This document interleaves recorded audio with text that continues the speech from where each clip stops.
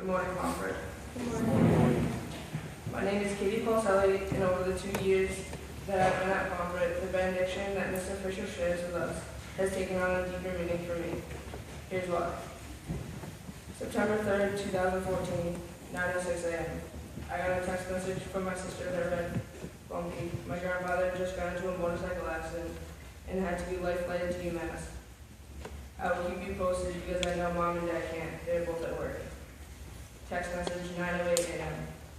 "We don't know anything right now. Uncle Chris is at the emergency room. I am headed up there." Text message 10:11 a.m.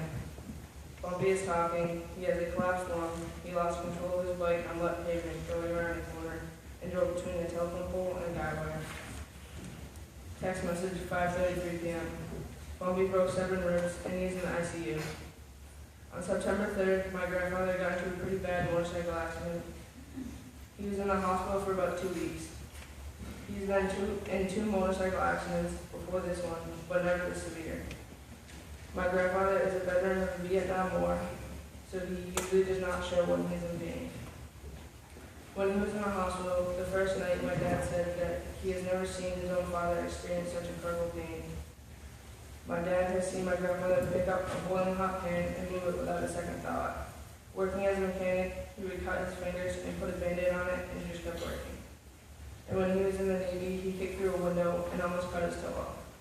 Back in the ICU room of the hospital, Bumpy was wincing every time he moved, and he kept trying to pull his IVs out because he was getting frustrated that nothing was working with the pain. He was on his way up to New Hampshire that day. When he rides his motorcycle in New Hampshire, he doesn't wear a helmet. He was about 20 minutes away from the border when he crashed, and if he was not wearing his helmet, he probably would not have survived. That near-death experience took place last month and was directly personal to me. Here's a story from about 25 years ago that was directly personal to my mom. July 27, 1989, 9 a.m. My Uncle Donald and his best friend Eric decided to go swimming at Silver Lake in Grafton, Massachusetts. Everything was going as planned, and they were having a great time. All of a sudden, my uncle started to have trouble swimming. Eric thought he was just fooling around because Donald was a funny guy and he would do stuff like that all the time. Unfortunately, this time he wasn't. Uncle Donald came up for air and looked Eric right in the eyes and said, "Help me." He started to panic and pull Eric down with him. At first, Eric was trying to help him, but because Donald was pulling him down, there was no way that he could hold both of their body weights up. Eric had to let him go. Uncle Donald was underwater for 43 minutes before the medics were able to find his body. When he came out, the medics said that he had a pulse. He was rushed to the hospital, but they couldn't save him. 10:30 a.m. My mom got a phone call at work from a family friend. "Your brother got into an accident. I'm coming to get you. You need to leave work now." She got picked up and went right to UMass.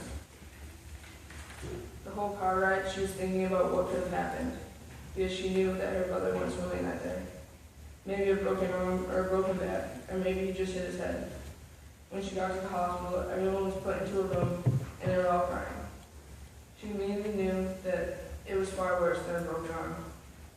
At the age of 16, 12, and 11, my mom and her 2 sisters lost their 17-year-old brother 2 weeks before his birthday.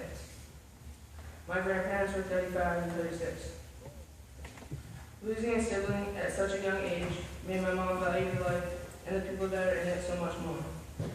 To this day, her and my father make every effort they can to spend time with the family because we do not know how much more time we have together.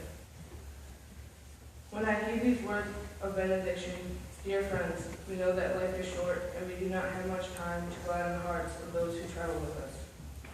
I am reminded of Bumpy, of Uncle Donald, the rest of my family, and the power of savoring our short lives together.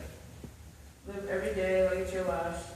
Play every inning, quarter, or match like you would never step onto the field or court again, and tell the people you love that you love them. So Mom, Dad, Sam, Bo, Meme, Mama, Bumpy, Allie, and Billy, I love you guys. Thank you for coming. It really means the world to me. My name is Polselli. I'm a 2-year senior, and I've come to appreciate every moment I have. Thank you, Pomfret.